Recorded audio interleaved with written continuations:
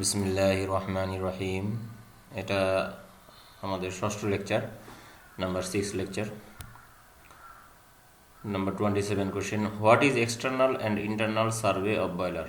External survey হচ্ছে বয়লারের operation, বয়লারের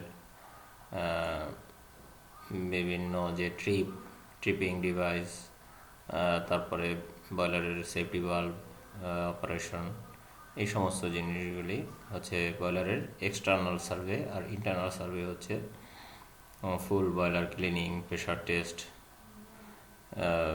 tube thickness ইত্যাদি, ইকোনমাইজার ক্লিনিং, এই সমস্ত।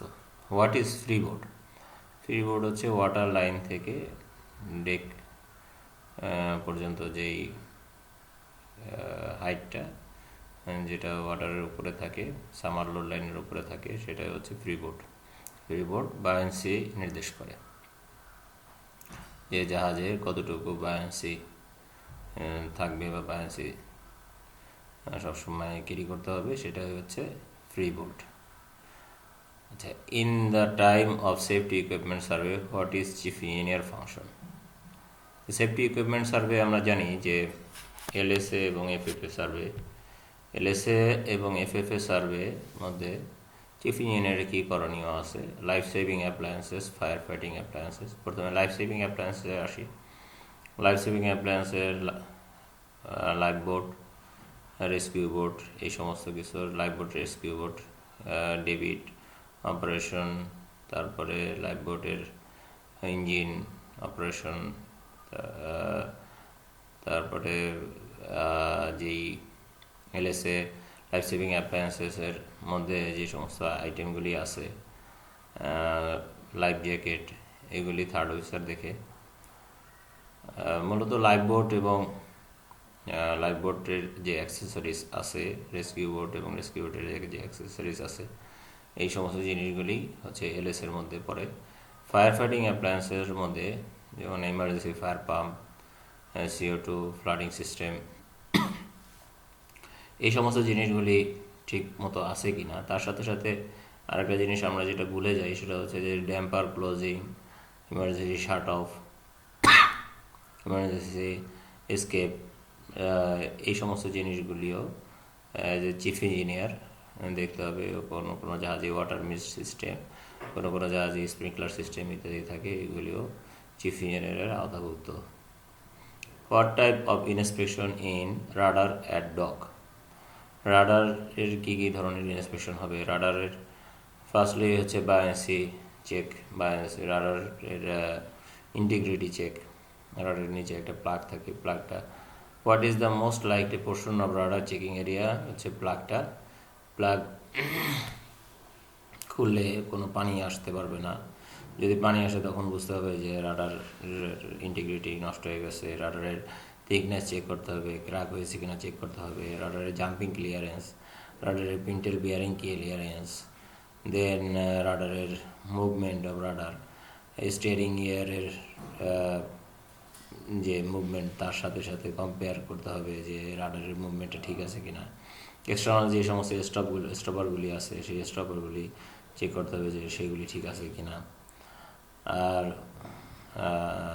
হচ্ছে রাডারের গায়ে কী পরিমাণ মেরিন গ্রোথ হয়েছে, এগুলি দেখতে হবে ইত্যাদি।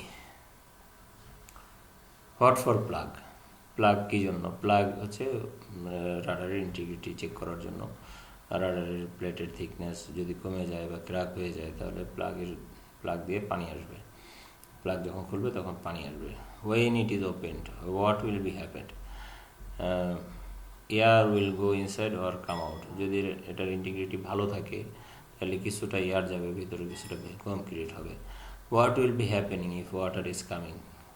এটা অলরেডি বলা হয়েছে। What will you suggest to your superintendent? How will you check propeller? Propeller কীভাবে চেক করব? প্রপেলারের ওইখানে রোপ গার্ড আছে, যাতে রোপটা ভিতরে না ঢুকতে পারে। প্রপেলার এবং শ্যাফটের যে জায়গাটা থাকে, প্রপেলার এবং স্টার্ন টিউব যে সিলিং, আফট সিলিং অ্যারেঞ্জমেন্টের মধ্যে অল্প জায়গা থাকে, যে জায়গার মধ্যে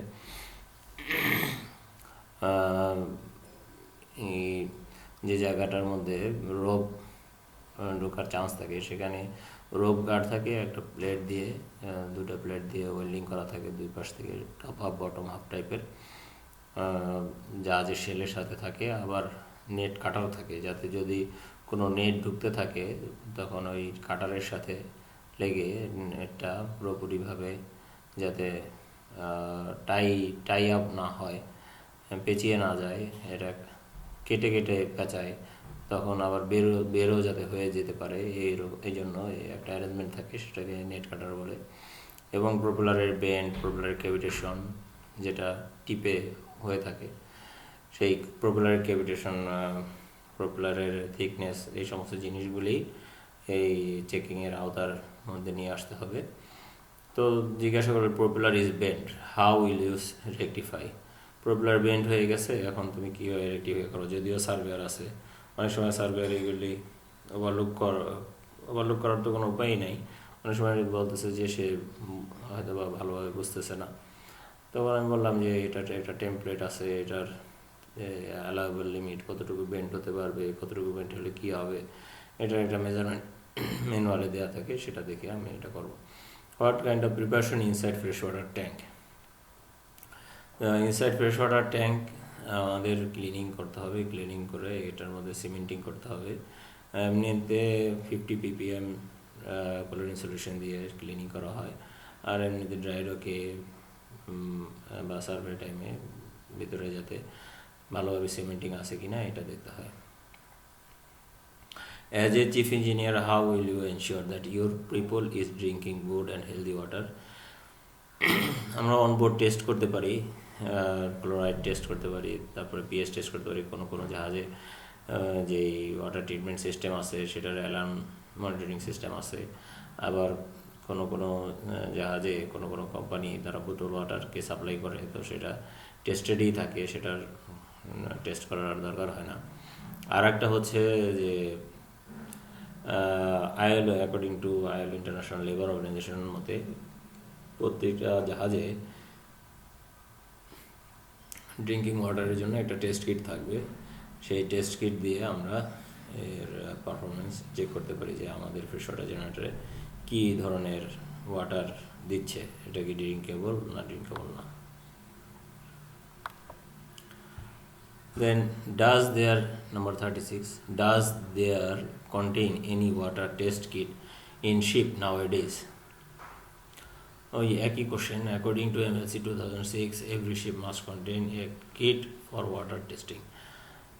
দেন তারপরে জিজ্ঞাসা করলেন, tell me about IAPPC, international air pollution prevention certificate. Survey হবে নেক্সট 6, এটা আমি কিভাবে সার্ভেটা কমপ্লিট করব? এটা দুই ধরনের কোশ্চেন করে সাধারণত। IAPP সার্টিফিকেট যে সার্ভে করবে অথবা সার্টিফিকেট ইস্যু করবে, তখন কি করণীয়? এখানে যে সমস্ত জিনিসগুলি হচ্ছে সেটা হচ্ছে HCFC, যে সমস্ত ইকুইপমেন্টগুলি HCFC অর্থাৎ যেমন ফ্রিঅন, মানে রেফ্রিজারেটর যে সমস্ত জায়গাতে ইউজ হয়, অনেক সময় কুলারে ইউজ হয়, এগুলির একটা লিস্ট থাকবে, HCFC লগ থাকবে, তার মধ্যে মেনটেনেন্স এবং কনজামশন কী পরিমাণ হচ্ছে এগুলি সব কিছু থাকবে। এবং এইগুলি রিকভারির একটা সিস্টেম থাকবে, যে আমার যদি কোনো সময় লিক হয় এগুলি রিকভারি অ্যাটমসফিয়ারে ত্যাগ করা যাবে না, এক্সপেল করা যাবে না, এটা রিকভারি সিস্টেম থাকবে। এমটি বোতলগুলো যাতে রিকভারি করতে পারে বিকম পাম্পের মাধ্যমে।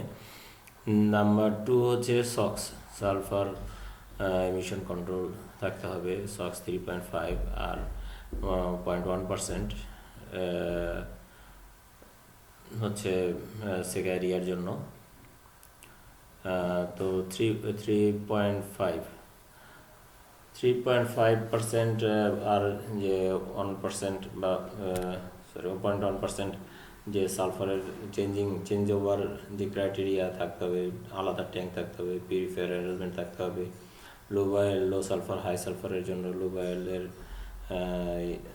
অ্যারেঞ্জমেন্ট থাকতে হবে, সিলিন্ডার লুব্রিকেশনের জন্য অ্যারেঞ্জমেন্ট থাকতে হবে, এবং এটা কখন করব সেগুলি থাকতে হবে, যে মানে কখন করতেছি, টাইম অ্যান্ড পজিশন, এগুলি লগবুকে লেখা থাকবে বা আলাদা একটা রেকর্ড বুক থাকবে। নাম্বার 3 হচ্ছে নক্স। নক্সের